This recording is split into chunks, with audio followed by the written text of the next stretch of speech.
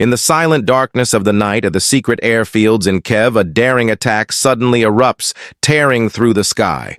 Ukrainian drones roar, Storm Shadow missiles blaze, and Leopard tanks charge forward, aiming straight at Russia's finer frontline shield before Moscow. This is not just a battle. It's a perfectly orchestrated campaign where fire, steel, and modern tactics converge, leaving the world breathless. Is Moscow truly invulnerable? Comment number 1. And let's explore the story behind the explosions shaking Russia, where modern warfare writes a new chapter full of drama and unrelenting music. The tranquility shatters as the first wave crosses the border, flying low at only 100 FT above the treetops. Ukraine's long-range drones glide through the darkness, hugging river valleys to evade Russian radar. Simultaneously, Atacm's missiles streak across the sky at nearly Mach 3, their warheads slamming into radar stations and early warning outposts on the outskirts of Belgar. Radar screens go black. Operators stand stunned. Russia's eyes along the border have just been blinded.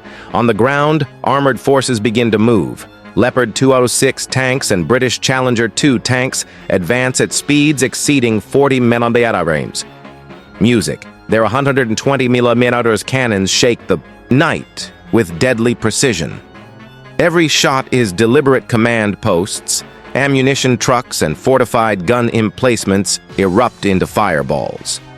Infantry fighting vehicles follow closely behind, deploying troops into the gaps torn open by the tanks. The Russian counterattack comes swiftly.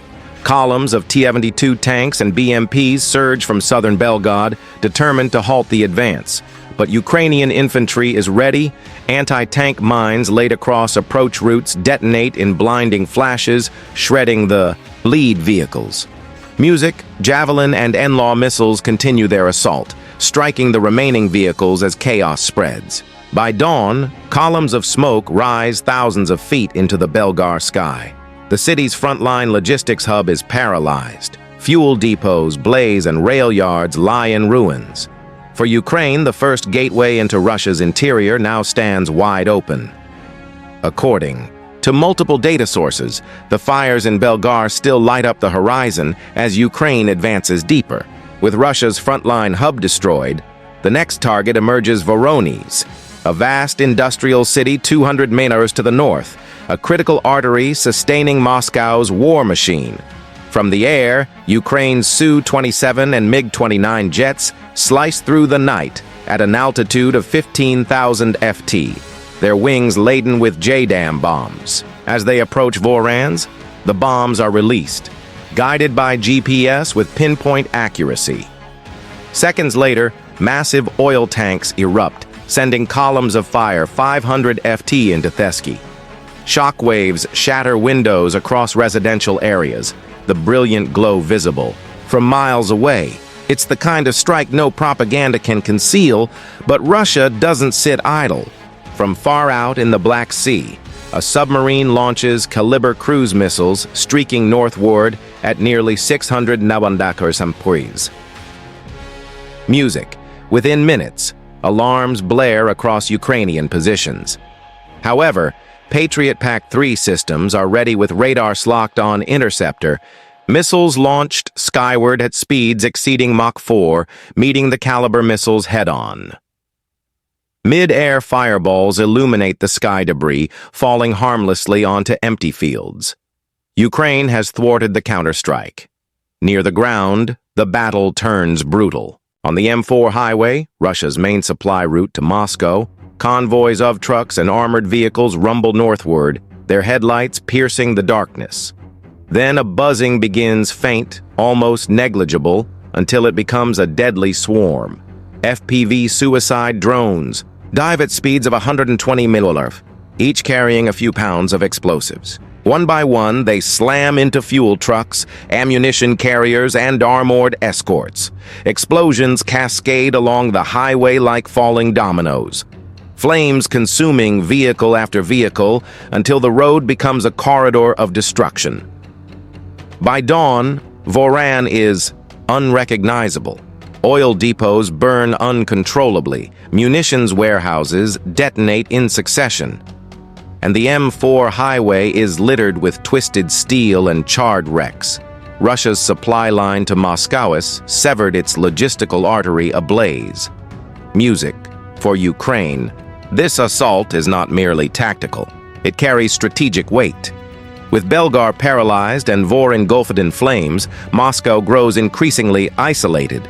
Voron burns through the night, its oil depots and convoys reduced to rubble.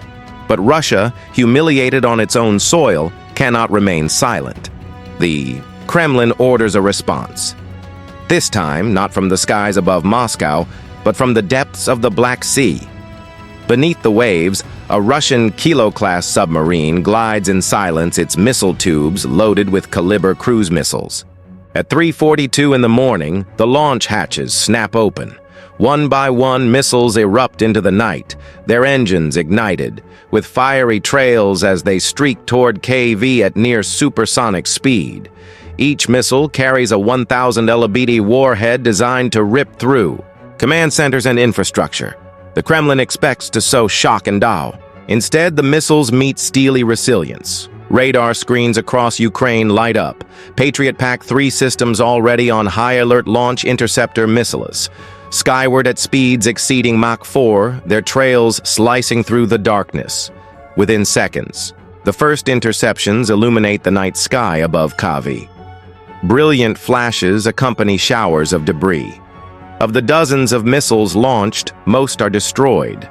In mid-air, debris falls harmlessly onto empty fields.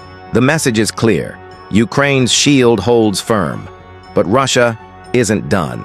From the Black Sea's surface, frigates launch P-800 Onyx hypersonic missiles, each skimming the waves at nearly 2,700 manetares.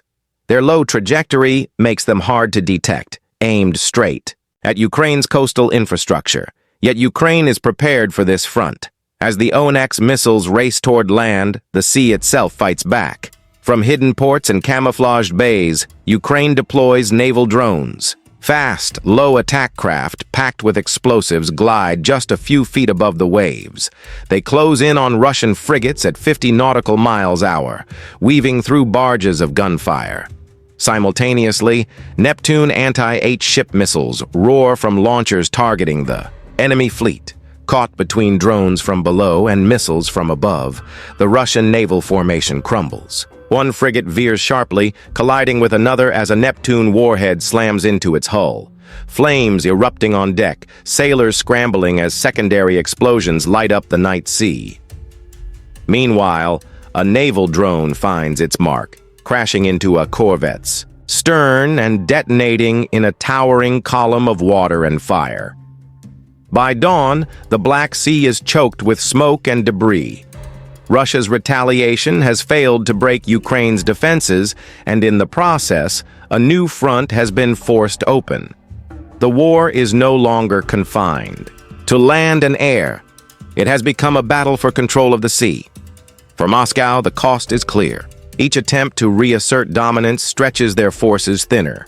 While Ukraine grows ever bolder, the Black Sea remains ablaze with Russian wrecks as Ukraine shifts the fight back to land. The clash at sea has done more than destroy steel. It forced Russia to scatter its strength, thinning their defenses, and in that moment of disarray, Ukraine prepares for the next phase, the long road to Moscow itself. At 4:28 in the morning, the first wave of long-range drones glides across the border. Each carries 90 to 100 LLB of explosives. Their small engines hum just above the treetops, flying at an altitude of only 200 feet, hugging river valleys, threading through forests and roads like phantoms. Radar stations sweep the skies above, but detect nothing. The drones are ghosts, too low, too slow, too silent to be found. Across hundreds of miles, they advance northward undetected. Their way points calculated with surgical precision, but the drones are only part of the assault. From above, Storm Shadow cruise missiles streak in at nearly 600 Makarov, targeting Russian air bases near Tula, just 100 miles south of Moscow. Within seconds, hardened bunkers are torn apart. Fireballs engulf runways and fuel depots. More critically, the strikes ground Russia's fighter squadrons, the planes that could intercept the onslaught, never taking flight. Music. Meanwhile, on the ground, Ukraine's shadow warriors advance. Special forces units slip through the night, striking deep into enemy rear lines. Their mission is not to destroy, but tossilence. Near Tula, they infiltrate relay stations and fiber optic hubs, planting charges along Russia's military communication cables. At 5:12 in the morning, explosions rip through the network. In an instant, the entire region goes dark. Commanders shout into dead radios, orders drowned in static. For a brief but critical window, Russia's blind. The effect is breathtaking.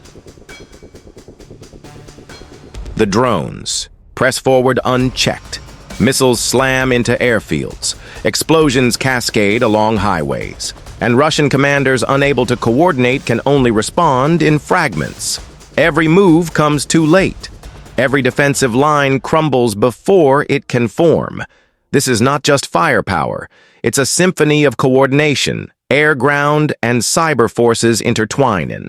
A relentless assault. Each strike paves the way for the next. Each success opens the door to another. Ukraine's message is clear. Moscow is no longer shielded by distance, nor by the myth of invincibility. Each valley, each forest, each river has become a pathway for war. By dawn, the road to Moscow lies wide open.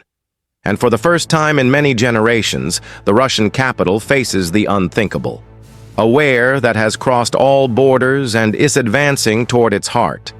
The attacks near Tula have just ceased echoing when the drones continue their advance. Their flight paths curve northward, gliding over rivers and forests until the lights of Moscow glimmer on the horizon. For decades, the capital has been enveloped by concentric circles of air defense systems, the S-400 complexes, ponches, and rooftops. The radar network stretches for hundreds of miles. Russian generals boasted that this city was impregnable. Now in the early morning, that illusion is about to crumble. At 5:41 in the morning. At 5:41 in the morning, alarms blare across the city on towers and government rooftops. The Ponier systems spring to life, their barrels tilting skyward. Fiery shells steer through the darkness, streaks of green and red clawing at the night. S-400 missiles launch with deafening roars, their engine flames lighting up the area like a false dawn. Some drones are torn apart mid-air, their debris raining down on deserted streets, but not all of them. Music. Some slip through the chaos. One drone streaks through the southern district before crashing into a fuel depot. The explosion creating a fireball hundreds of feet high. Another slams into the glass towers of Moscow City's financial district. Shard-soft glass raining down like glittering showers, while smoke billows into the sky once deemed untouchable. Too late. Russian fighter jets scramble into action. MiG-31 and Su-35 soar into the sky, but coordination falters as communication systems remain crippled from earlier attacks. Pilots lack clear targets, no unified command. The result is chaos. The jets circle above the burning city, chasing shadows while more drones glide below. For the people of Moscow, it is a night unlike any in memory. Citizens flood onto balconies, phones in hand, capturing streaks of fire and explosions. Panic spreads through residential areas as sirens wail and highways clog. For the first time since World War II, Moscow faces a direct assault. Its residents staring skyward in awe as war unfolds above their rooftops. Smoke still rises on the Moscow horizon as the digital battlefield erupts. Within minutes, videos of fireballs and tracer rounds flood. Telegram, Twitter, and TikTok. Apartment. Balconies become observation posts. Residents capturing the blazing sky above their city. The Kremlin's initial claim that all drones were destroyed collapses instantly under the weight of viral footage showing burning towers and shattered glass. For Russia's elite, the shock is even greater. Oligarchs once convinced their wealth and proximity to power shielded them. Now stare at screens in disbelief. If drones can pierce the billion-dollar defenses of the capital, then what villa? What private jet? What is truly safe? Ministers whisper in panic. Generals point fingers at each other. In marble halls and secret bunkers, the same unspoken question echoes. If Moscow can burn, what cannot? The symbolism cuts deeper than the explosions themselves. For years, Russians were told the war was far away contained. Now it has come home clawing at the very heart of the state. In that moment, Ukraine's message is undeniable. The war you started will no longer stay beyond your borders. It is here on your streets, under your skies, at your doorstep. As the final echoes of panic ripple through Moscow, the verdict is clear. Belgorod lies paralyzed. Vors burns and even the capital has been pierced. Russia's vaunted air defense system shatters in a single campaign. Strategically, the Kremlin is forced to pool assets from the front lines to shield its heart, weakening its forces elsewhere. Yet amid the devastation, Ukrainian soldiers tend to captured and wounded Russian troops, proving that victory need not mean cruelty. Above Moscow's skies, smoke trails from drones linger in the dawn light, a stark symbol of a new era of warfare begun. At 3:47 in the morning on the outskirts of Donetsk province, the air is cold and damp, clinging to the fields like a second skin. Without warning, a Russian armored battalion over 60 main battle tanks supported by fuel trucks and command vehicles rolls out from a frontline staging area heading toward a thinly defended Ukrainian position. Their route cuts through open fields, interrupted only by sparse tree lines. This is not just an advance. It is a regimental-scale assault to sever a critical supply line. In seconds, the calm will shatter. Do you support this war? If yes, comment the number 2. If not, comment the number 5. And what follows will become a lesson in modern warfare written in fire steel and the unblinking eyes of combat drones. Beneath layers of reinforced concrete in a dimly lit underground command post, the air is tense and still. Screens flicker with fresh satellite imagery and live video feeds from frontline reconnaissance units. The reports are unmistakable. The Russian armored battalion is less than 12 minutes from breaching the area's thin defensive line. The general commanding, "The Southern Front does not hesitate." His voice cuts like a blade. "Stop them now. Don't give them time to dig in." Within minutes, a multi-phase battle plan is set in motion. First, high-altitude reconnaissance drones will maintain constant surveillance over the convoy, marking targets and identifying weaknesses in the formation. Next, loitering munitions. Precision kamikaze drones will lead the assault, slamming into lead tanks and fuel trucks to break the advance's momentum. Then come the flying mines, small quadcopters carrying shaped charges, tasked with disabling tracks and immobilizing armor and choke points. As chaos spreads, motorcycle assault teams will dart in, weaving between stranded vehicles, targeting exposed crews and seizing control of abandoned vehicles. Finally, infantry units will close in from multiple directions, cutting off escape routes and tightening the noose around any remaining Russian forces. It is a plan designed for speed, precision, and psychological impact. Every second of preparation brings Ukraine closer to executing it. The battlefield is about to shift from open fields to a kill zone fully controlled from the air. At 4:05 in the morning, the plan finalized in the underground command post less than 20 minutes earlier erupts into action.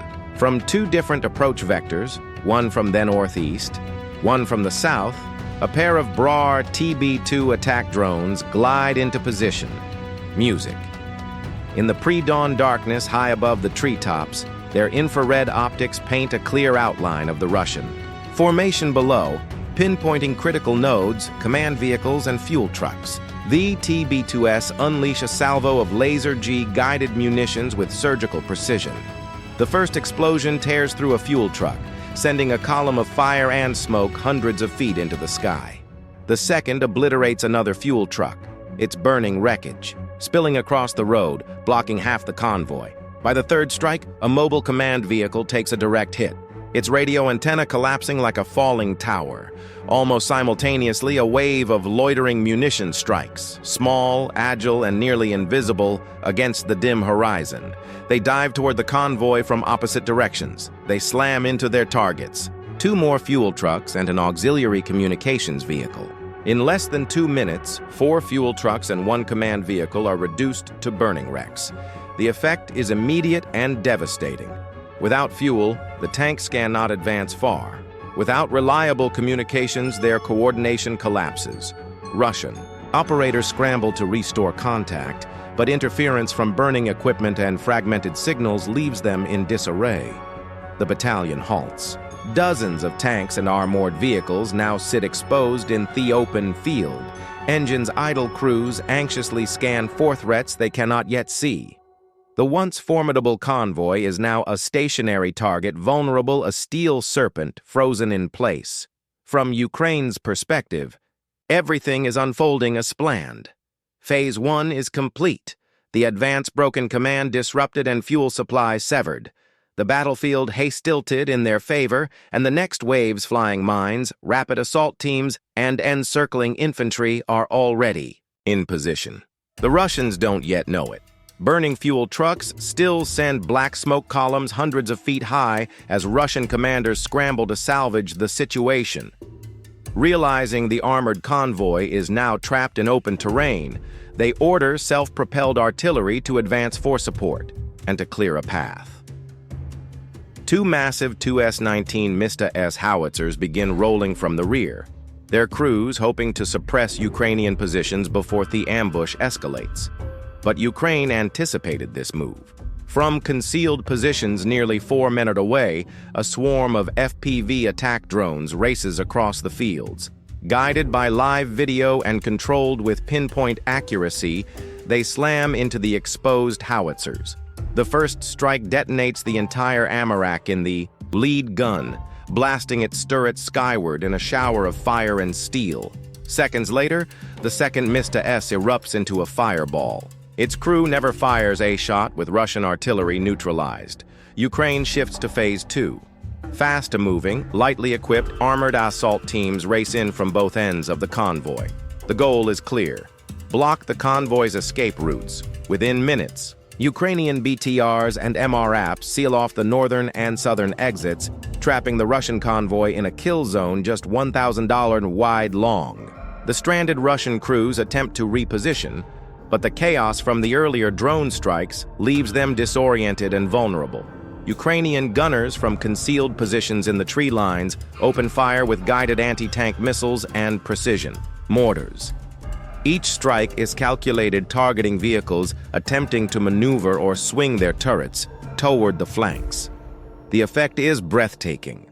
Some tanks lose their tracks while trying to retreat over rough terrain, immobilizing themselves. Others, fearing direct hits, abandoned by their crews who flee on foot toward distant tree lines. The once organized armored convoy disintegrates into scattered pockets of resistance, each isolated and unable to coordinate. By the end of Phase 2, the convoy is no longer a threat. It has become a collection of immobile machines. Music. Demoralized, the Russians have lost artillery support mobility and any chance of escape. For Ukraine, the kill zone is now fully established, and the stage is set for a night raid that will strip away both Russian armor and their will to fight. The steel serpent is cornered its head, about to be severed. Night falls over the kill zone like a curtain. Night falls over the kill zone like a curtain. The last embers from burning Russian vehicles cast a faint orange glow across the open field.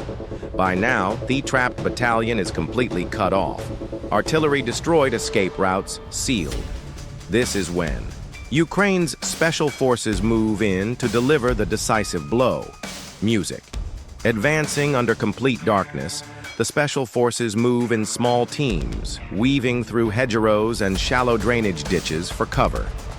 Each carries compact RF jammers tuned to disrupt and blind the infrared camera systems on Russian tanks and armored vehicles. Within seconds of activation, the targeting feeds in Russian optics go black, leaving gunners nearly blind. In the moonless night, chaos spreads rapidly through the stranded convoy. Tank crews stare into the void, unable to detect movement beyond a few yards. Some begin firing wildly into the darkness, wasting precious ammunition. Others make a split-second decision: abandon their vehicles entirely. That's when Ukraine strikes. Using suppressed weapons and thermal sights, they clear each vehicle with ruthless efficiency. Resistors are subdued or flushed out with stun grenades.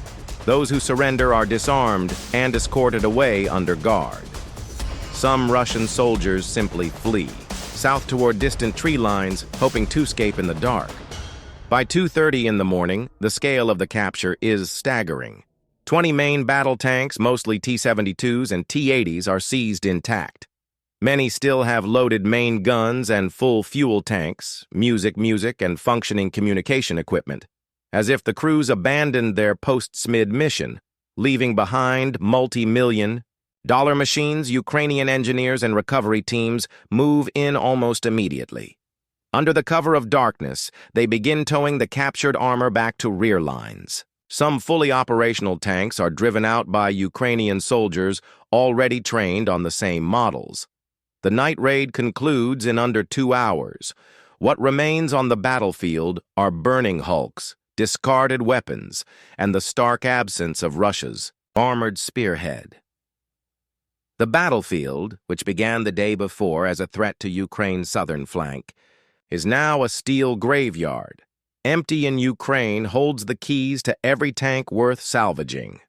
By dawn, the night raid has left Theont's formidable Russian convoy torn apart and silent. In the first light, Ukrainian recovery teams move in armored tow vehicles and flatbed trucks rolling across the churned-up field. Each captured tank, still glistening with dew and smeared with soot, is hooked up and dragged to secure staging areas behind the lines. For the more intact machines, there's no time to waste. Ukrainian tank crews, many trained on T-72 and T-80 platforms, climb into seats still warm. The engines roar back to life, and the liberated armored columns begin their 12-mile journey to friendly territory under their own power. At the front-line depots, military engineers and mechanics work in tight, efficient teams. Each tank undergoes rapid inspection engine ammunition and damage to optics or armor. The first task is always the same: erase Russian markings and paint on new Ukrainian insignias. Next comes the communications overhaul, replacing or reprogramming radios to integrate with Ukraine's command network. Some tanks in the best condition are marked for immediate redeployment. In a few hours, several tanks were on their way to bolster active frontline sectors. A turnaround so swift, it blurred the line between war trophies and genuine combat assets. But these vehicles carried more than firepower. Inside their compartments, Ukrainian intelligence teams uncovered a treasure trove of sensitive materials, encryption equipment, detailed battlefield maps, and radio frequency data still embedded in the vehicle's systems. These were urgently transferred to secure analysis centers, where signal experts began sifting for clues about Russian unit dispositions, command protocols, and movement plans. In terms of raw intelligence value, it was a treasure no satellite could buy. By mid-morning, the field where the Russian spearhead had been halted was empty, littered only with burned-out wrecks and scattered debris. The real prize had moved either on Ukraine's flatbed trucks or rolling under its own power toward new missions. What began the previous night as a risky raid had ended in one of the war's most effective battlefield turnarounds, transforming the enemy's steel into Ukraine's strength and their technology into weapons soon to be used against them. The operation's impact extended far beyond the smoke fill where the Russian convoy once stood. Tactically, Ukraine had delivered a EOWAY textbook display of multi-phase warfare, integrating UAV reconnaissance, precision drone strikes, special forces raids, and rapid armor exploitation into a seamless chain. What began as a scattered convoy of over 60 Russian tanks was systematically dismantled, isolated, and turned into sources for the very army it aimed to destroy. Psychologically, the blow to Russian forces was profound. News spread quickly through the ranks. Entire tank crews had fled their vehicles now in Ukrainian hands. Some had already been redeployed to active fronts. For Russian soldiers, their realization that their own weapons could be turned against them within days eroded any remaining sense of security. Confidence in their ability to protect high-value assets, tanks, artillery command vehicles, was shaken to its core. On the information front, Ukraine seized the narrative as effectively as they seized the tanks. Images of captured Russian tanks, freshly painted with Ukrainian flags, flooded social media and global news channels. The symbolism was unmistakable. Russia, in effect, had become one of Ukraine's largest tank suppliers. What could have been just another battlefield victory became a strategic public relations triumph, reinforcing Ukraine's image as a resourceful, adaptive, and relentless force. It was a message to the world and an even louder warning to Moscow. In less than 48 hours, Ukraine had captured 50 Russian main battle tanks, destroyed an entire armored spearhead, and reversed the fighting momentum in Donetsk province. What began as a potential breakthrough for Russian forces ended in a complete reversal, leaving Ukraine not only with valuable hardware, but also with air-claimed battlefield advantage. Strategically, the loss was catastrophic for Moscow. A full-scale offensive element was erased from the order of battle, forcing Russian planners to rethink operations across the region. The reputational damage was no less severe. Images of abandoned, captured, and repainted tanks undermined years of military bravado. The victory posed a sharper question, both tactical and psychological.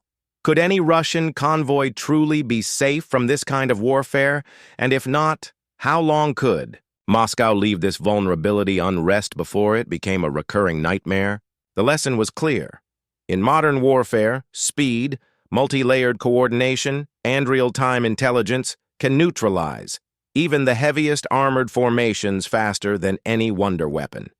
Ukraine's blend of UAV reconnaissance, special forces, raids, and mechanized exploitation turned raw agility into decisive power.